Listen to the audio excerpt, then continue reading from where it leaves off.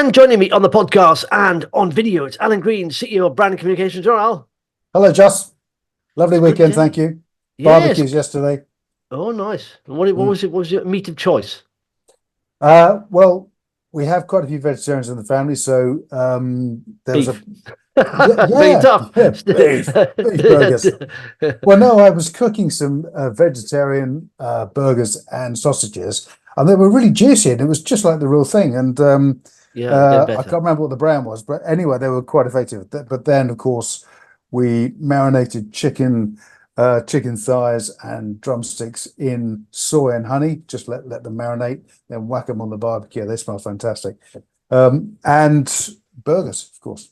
Yeah. We should do, Al, right? Is just say, I've got these vegetarian burgers for you and sausages. They're so realistic. You wouldn't believe it. They're exactly like the real thing. You should give them the real thing. Say, you wouldn't taste the difference, would you? No. Yeah, Hey, talking yeah. about beef, Al. Talking about beef. Look at this. The little bull there. Got the top there. Bringing it in the That's shares. That's that's the AIM share. Up bully beef par 20. excellence. We are back in the bull market, my friend, Yeah. at long Look at that. last. Up 20.95% from the Yep. low back here in October, which is what was that? October 26th, which means now we are technically back in a bull market. And look at where we come from. Yeah, The 6th of September, and we're still. Let's look up. I'm not sure down. How many days? We're still around about 38% down, and yeah. it's been 983 days from the high. That has been so painful, but it's nice now. We're back in it. You can see money inflow happening. The stocks are rallying. It's Yeah, good to see. yeah. I think a lot of that, by the way, I've just discovered something today because I thought, why is it? Because it moved. I had an alert straight away on that chart when it moved up to the bull market territory, which is 803. We're now at 809, and I thought, why has it moved up aggressively today? And there was a takeout of a larger company on AIM, which is Keyword Studios, which is like Yeah. look at that, 60% premium possible offer there, and that's about 2.2 billion. And so I looked up, I thought, hang on a sec, how big market capitalization is AIM? So I looked it up, and it's literally around about 100 billion. That's all it is. So So that would yeah, have helped. I mean, we are 20% from October, I know, but that would have yeah, helped yeah. today. And I discovered that I hold a fund as well, right? They are basically the biggest 50 paying dividend stocks, highest yielding dividend stocks in the FTSE 350. And I looked up the biggest holding in that fund. It's HSBC. And I realized HSBC is bigger by market capitalization than all of AIM. It's like that's a difference in size. So yeah, it's phenomenal. I didn't realize That AIM was that that makes you small think, then. doesn't it? Goodness me. Yeah. Yeah, One British bank, or global bank as it is now, really, yeah. is Well, larger than the yeah, entire market cap of AIM. It's been a goodness me. That's that really, if nothing else, should wake up the people running AIM and tell them to buck their ideas up. But I think M&A starting, it's a great thing, and I think what this leads to is other people looking at companies and speculating and saying, well, that's a good fit there. So possibly they could be running the slide all over this company, and they'll want to get in now before the prices get too high, because of course if we're at that point now, things are already moving up. So if you've got a plan of action, you should be implementing that now. And of course, I spoke about Brave Bison on another podcast at the weekend and looked at the hostile takeover of the Mission Group, which is currently out there, and they've just gone for it and put together a pretty reasonable offering, and it's been rejected out of hand. But of course, if you're chief executive of a company and somebody just makes a bid for you without telling you, I'd probably say the same thing. yeah. It's but it's good to see. And the thing is, I've suggested before, this will now be like a tsunami, and because what people don't want is we've had 36 months of money outflow from the markets, and it affects everything. And of course, it's a double hit of a bear market coming along, people selling anyway, then people selling funds. The fund managers who hold, microcap stocks will have to redeem them and sell stocks. So you get the double effect of downward selling. But now that starts to dry up. A lot of fund managers are saying, it's almost down to a trickle in the last quarter of Mm, 2023. Some are actually saying there's now seeing inflow. yeah. And you see the market rallying like this, and more inflow will happen. They'll have to buy more stocks, the fund managers will. And of course, it'll push the prices up, and that encourages more buying and more top ups. So it's once you start, momentum's a very powerful thing. Once it starts, it's hard to stop. Like I say, if you look at AIM there, now people start getting really bullish and buzzy about it. They'll get back in the market because historically, one of the best times ever to get back invested in the market is when you have a start of a bull market, because you've got 3 to 5 years pretty much of course there'll be a few little corrections, but 3 to 5 years is typical, duration of a bull market. So we're talking now, 3 to 5 years of inflow, pretty much, which is a good sign.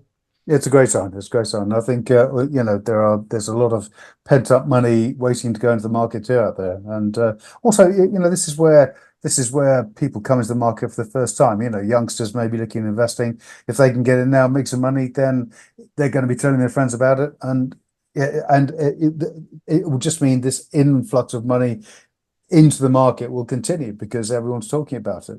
Yeah, do you know what? I'm just thinking there, Al. If you are listening to this and you're a father, right, or two young kids, and that you haven't started investing, you should now say to your sons, "I think we should start looking about investing into the stock market, smaller companies, good quality companies, and UK based. I think undervalued, and you will seem like a genius in about 3 to 5 years' time. You'll seem like you picked the bottom of the market. So, Dad's a genius investor. He's amazing." Because honestly, what does your dad do? Oh, he's a genius investor. He picked the bottom of the market. Pretty much, the bull market started. He picked it. So yeah, that's. I mean, in fact, be the family genius. Saying, "I'll start investing in a couple of stocks and shares." I think, and you'll be the genius in the next couple of years. Right. What companies are looking at, Al? Okay. Oh, by the way, other bit of good news here. Look at this. I don't know if you saw this though. I published this. The UK has extended its lead as Europe's top destination for investment in financial services, despite the impact of Brexit. The UK attracted 108 financial services projects last year, up from 76 in 2022, and well ahead of European rivals. France in second place, could just 39. Look at that, 108 for the UK, 39 for France. That's amazing. We all voted for Brexit, and they told us we were fools. And a lot of people might say that that Brexit's the wrong way to go. But I think when you see that, that's very encouraging indeed to see. And I think London has such a great reputation as a financial centre. The UK does, and lots of complaints about the London Stock Exchange and those running exchanges taking their eyes off the ball. But I think at the end of it, we've got to protect our reputation. And certainly when I go to town, nowadays it seems as busy as ever. There are so many people coming here to raise money, flying for meetings, to get deals across the table, and it's what you want to see. And you often see confirmation bias in media reporting when the markets are down, and largely they have, apart from the FTSE 100.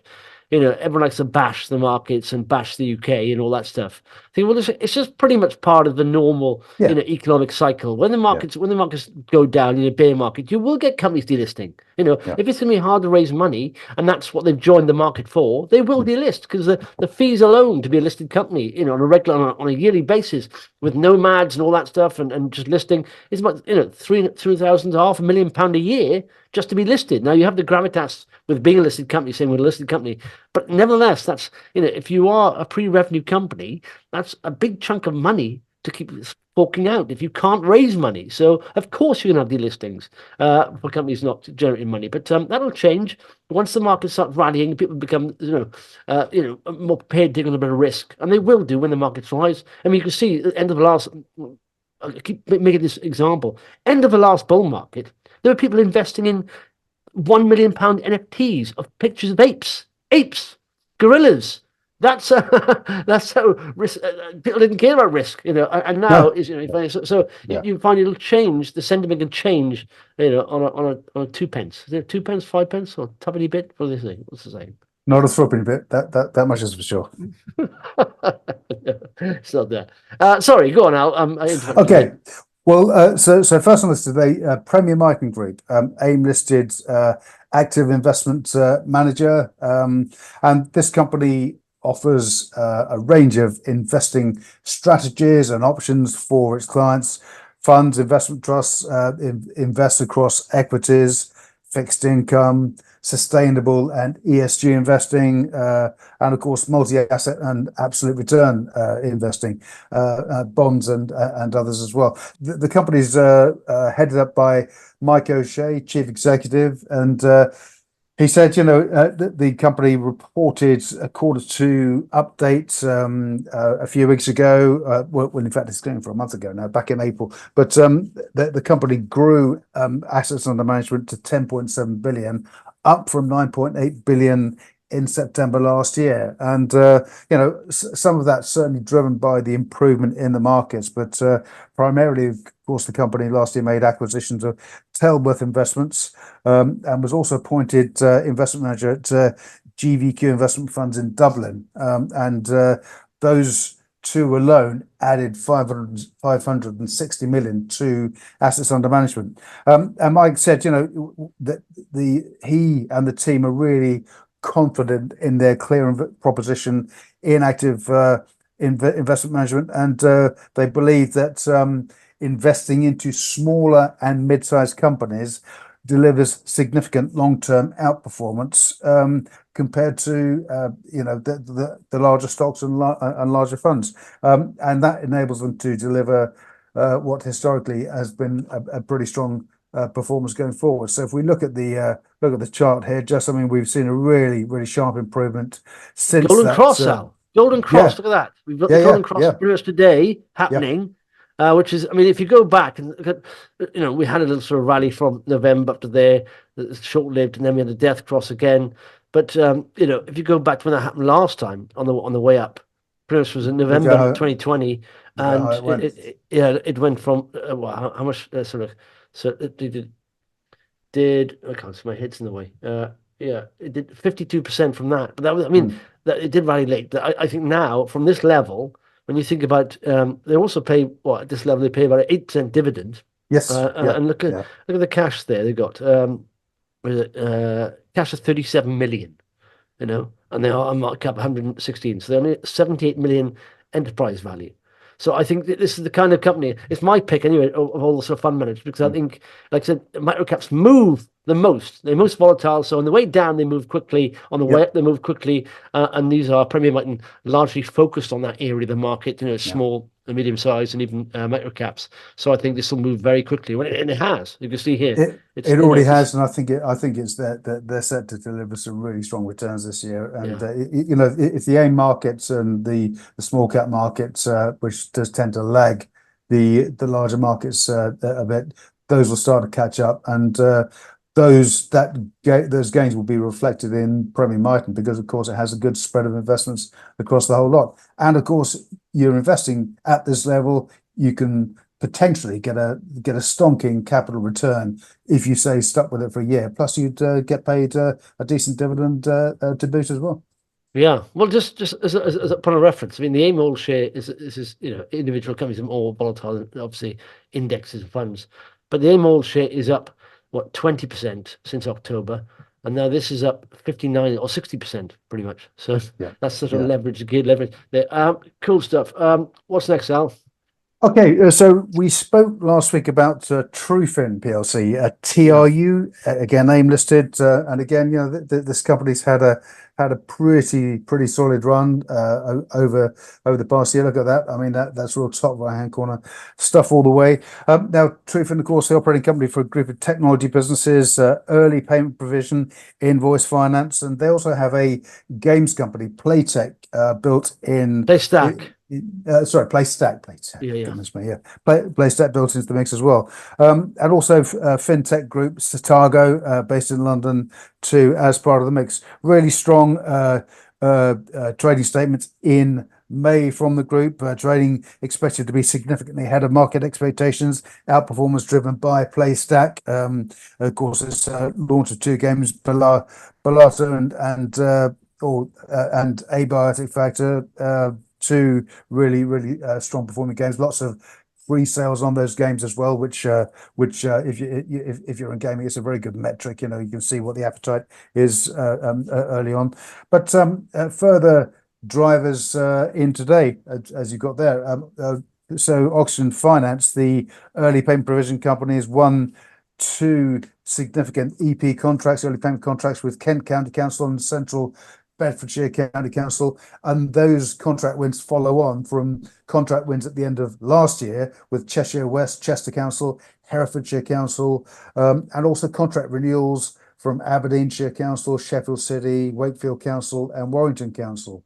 So the Oxygen's payment system is well and truly embedded in with councils, and what you tend to find is it's like the NHS is like any governmental department. Once you're an approved supplier to councils, you tend to win other work with similar bodies, and it's then They're very very easy. sticky too. They tend not to change, because They don't having change. Yeah, when you put the system in with a council, you can't just rip it out. It's so you yeah, first and foremost, it takes a long time for a council to embed your system, because they've got to do diligence on it and know exactly that it is the right system, because it costs a lot of money to incorporate it, and then they want to make sure they're not going to be ripping out in a year's time. So I say, as you said there, having now I think they're the biggest supplier now to councils in the yeah. UK, and that in itself, speaks volumes, and does the due diligence for other councils pretty much. So once it's in there, it's in for a long time, and I think they've got. It's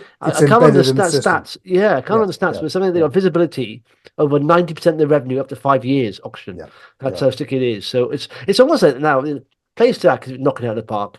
Oxygen is knocking it out of the park. All we need now is an update from Stargo, but we know already Lloyd's using it for its FTSE 100 company, Sage, FTSE 100 company, and the Bank of Ireland just signed up to use it as well. So that's Yeah. similar. So it's almost like the three parts of this business, I think, are just flying, absolutely flying. Well, I think their progress is reflected in the share price, and also, expectation based around what else the company could do now. Because as you say, it's a plug and play. Really, they can go on, they can go to other councils and say, well, look, this is what we're doing. That's how the system plugs in. You've got a similar operating system. We can go plug, and away you go. And it's almost a plug and play solution. But of course, what that means is they're multiplying revenues very rapidly indeed, and Oxygen Finance really could deliver very rapid growth now at this point. And that I think that as a collective, Trufin it's got a good mix of revenues. And because it earns money from completely different markets, I think the risk is well spread too. So I like this company a lot. Me too. I do own stock in this, and have for a while. Okay. What's next, Al? Okay, I want to touch. I want to just cover two companies in the mining business, and these, you know, both of these, just because I know you've spoken with John Meyer about one of them. But firstly, Carl Friel. Of course, we've spoken about Carl many times. Real entrepreneur, has the Midas touch, I think, when it comes to sectors, because he's come into or launched a company called European Green Transition. EGT is the EPIC code. And from a standing start, IPO at 10p. There you go. Look at that. What a performance. Currently just on 17 pence now trading. So Carl and his team are building a portfolio of green economy assets in Europe. And as they've done with Poolbeg Pharma, one of the companies that was spun out of what was then Open Orphan, now HVivo, Carl and his team are very good at finding assets and then developing the assets to a certain point, and then bringing in partners, large partners, to help scale the asset up, grow the asset, or grow the pharmaceutical asset, as in the case of Poolbeg Pharma. And Poolbeg Pharma's team, Jeremy Skillington, built Infosome and sold it onto Roche Pharmaceuticals prior to joining Poolbeg, and this is what they're trying to do here. So they have the Ulstrom Rare Earth project in Sweden. They have a graphite project in Sweden, and also a series of base metal assets in Saxony in Germany. And we heard from the company when they IPO'd, they raised 6.45 million at 10p, and then a further 500,000 to a 500,000 book build with retail investors, again at 10p, and just blazing a trail already. So Ulstrom, they've undertaken a drill work there, and we had some results back on May a few days ago. They confirmed a 100-meter channel which had rare earth mineralization and some results out of the ground, 3 meters at 1.58% total rare earth oxides, 1 meter at 2.28%. They also had some rock chips, and some of those rock chips delivered really high grades, 15 to 20% total rare earth oxides. And through that work, they've established an 800-meter long trend at one of the prospects there. So Aidan Lavelle, the CEO, has said that a fully permitted low-cost drill program will confirm the upside here and hopefully attract a partner to fund larger scale performance, meaning that Ulstrom could or has the potential to become a meaningful source of critical and heavy rare earths. Also worth going back to April 2, as part of what Jack Kelly, the CFO, said was an example of European green transition strategy in action. They have an option to acquire a copper tailings recycling project in Cyprus. It's the old Limni copper mine. And this mine has produced over 8 million tons of copper between 1937 and 1978. And there are tailings ponds there now. They believe they can, well, they put together a recovery circuit to recover the copper from these pits, which could result in several things. Firstly, near-term revenue generation. But once they've done the work, extracted the copper, they then believe there's great potential there to develop the site, return it to its original condition, and turn it into a solar power facility. And they've already got partners in place potentially to complete that. And as they said, it's an example of European green transition strategy in action. So you go and do the mining, return the land to the way it was, and then you build a solar power project, which is fantastic. So this is the company taking big steps forward, since the IPO, and I know they've had a lot of press coverage, but I think the team are really showing, if you're going to IPO a company, this is the way to do it, and this is the way forward. He's done a fantastic job.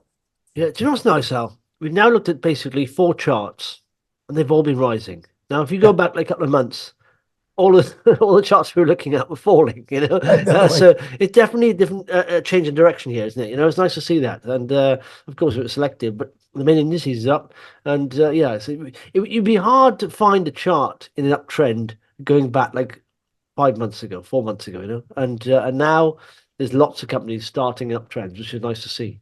Okay, what's next, Al? Okay, so finally, a second mining company, and again, you can have a look at this. So the EPIC code is SVML. I know you've spoken with John Mayer about this beforehand. Mm-hmm. Sovereign metals, and again, we've got a really strong chart here. Lots of high lows, but this company have developed and are in the process of developing the Kasia rutile and graphite project in Malawi, and this is just a vast, huge area. It's enormous, and it's so big that the president of Malawi mentioned Kasia in a speech to the United Nations a couple of years ago. The company have engaged in a sustainable farming initiative with local farmers and landowners to help them grow their crops and farm in a sustainable fashion. And this is, the company has already in place a number of offtake agreements for the rutile product and the graphite products. But of course, rutile it's known as it's basically titanium dioxide, and it has a multitude of applications in such as welding, for example. It's used on welding rods.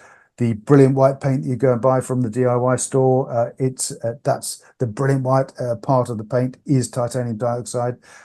So an absolute multitude of products, and also this is the largest rutile project by some considerable margin. 1.8 billion tons of rutile thought to be in the ground there, but that's just the current mineral resource estimate.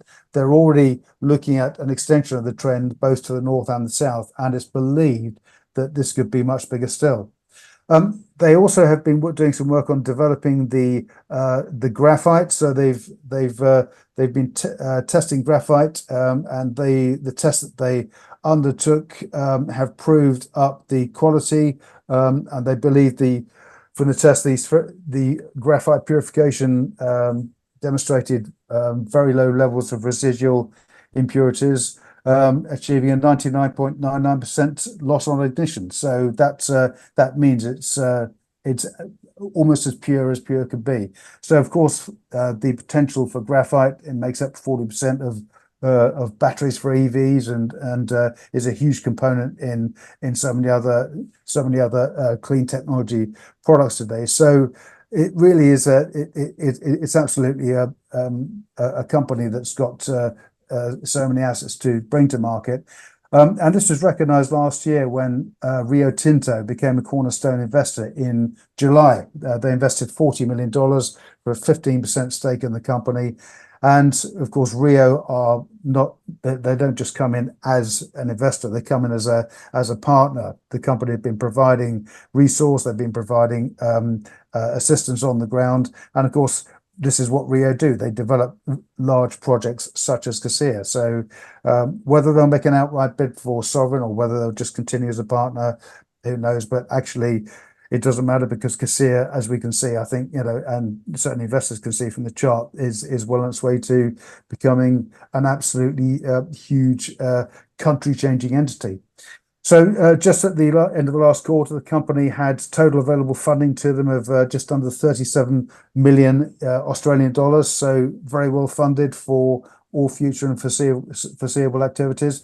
But the news flow from this company is just growing and growing. And I think at current levels, it still offers good value. I mean, the company has a market capitalization here of 158 million sterling. And when you consider the scale of the project, it really dwarfs. I think there's one other project in Kenya that has a market capitalization of 944 million or 940 million, and this is 1.8 billion tons. So it's absolutely huge.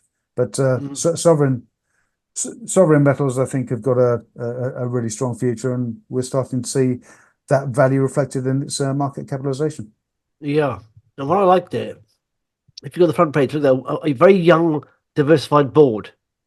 Yes, yeah, very young indeed, very young indeed. But the thing is, it's important to understand that a country. I mean, Malawi is known as the warm heart of Africa, but it's important to understand just what a life-changing impact this project is having on the region, not just the town of Lilongwe, which is the nearest town, but the entire region. It's impacting on it's improving health, it's improving education, it's improving the quality of the food that's farmed. I mentioned the sustainable farming program on so many levels, and I think this is this is how mining should be in the 21st century. It's sustainable mining, it's green mining, and it's looking after the people, and also the land is returned to its original condition at the end, but also improved because of the modern techniques brought to bear. Yeah, there's often I often when I look for companies to invest in. I generally don't invest in resource companies, but I often look for sort of claims to fame. What are they good at? What's their unique selling point? And that their lowest global cost producer of rutile and graphite is it's a standout, isn't it? Really, it's a key factor. So, yeah. Post-tax NPV of $1.6 billion as well. Yeah. So the football season is finished now, isn't it? Well, it did, yeah. It all kicked off at 4 o'clock yesterday because, of course, they ran all the matches at the same time, and it's a good finish by Spurs this season. Villa lost 5-0 to Crystal Palace. Unusual, isn't it? So had we picked up had we picked up one more win out of all that loss of or that running loss of games, then we might even have beaten Villa to fourth place. But where, why? But anyway, it was a good end to the season, and thank goodness Arsenal didn't win, but there we go. Yeah. So what are you doing now then, Al, football-wise? What do you watch? What am I watching now? Goodness me. Well, it's, of course, the motorcycle road racing season. I watched the Northwest 200 from Coleraine in Northern Ireland last week. The TTs are coming up, and it's going to be an exciting summer of biking action. And of course, we got the cycling starting too. We've got the Giro d'Italia, the Tour de France coming up next month as well. Wimbledon too. Yes. Yeah. Oh, yeah, yeah, yeah. I was going to say Mm. that. Yeah, Spurs beat Sheffield. Was it 3-0 or something like that? But 3-0, yeah, yeah. they're, It was a good win, yeah. But they're bottom of the league there, Sheffield. So yeah, good job yeah. they beat those. But I'm Yeah, also I was also pleased to see the last few games that Dragusin, our January signing, got included in every game, and he moved Van der Ven out to left back because, of course, Udogie normally plays there. And he played Van der Ven, who I thought was a very good left back. And Dragusin, to me, is actually a better defender. He hasn't got the pace of Van der Ven, but I think Dragusin, is more focused on defending than Van der Ven is. So yeah, yeah. But when you put down the Man City, Man City is a success. Is it? Of course, there's a lot to do with funds, isn't it? A lot to do with money. yeah, it's money, but I think it's when you get a manager such as Pep, who's been there for so many years, he creates I don't know, he creates Morale, a the team camaraderie, and it's sort just of, a way of doing things. It's kind of a sort of family atmosphere and a bond, and that's yeah, why, look at what Ferguson did at Man United. He was there for all those years, and he created this structure and this environment in which all the lads were secure. They knew who the boss was, but they were able to function, and that same system prevailed through the years. And that's what Pep has created. But he's also had limitless funds to do it with too. So, yeah, and it would be nice to see, let's hope that Ange Postecoglou can build something like this in the coming years at Spurs. yeah, absolutely. Marvelous. Well, exactly. If you get, wasn't there chat of who's the main guy at Spurs or the finance guy going over to the Middle East, chatting to Saudi guys? Was it? Oh Was it? God, that was Parachi, wasn't it? But I think there's an issue with Parachi and FIFA, if I recall. Oh, okay. Anyways, marvelous stuff. Thanks for that. We'll speak to you next week. Cheers, Jasper. Next week. All the best.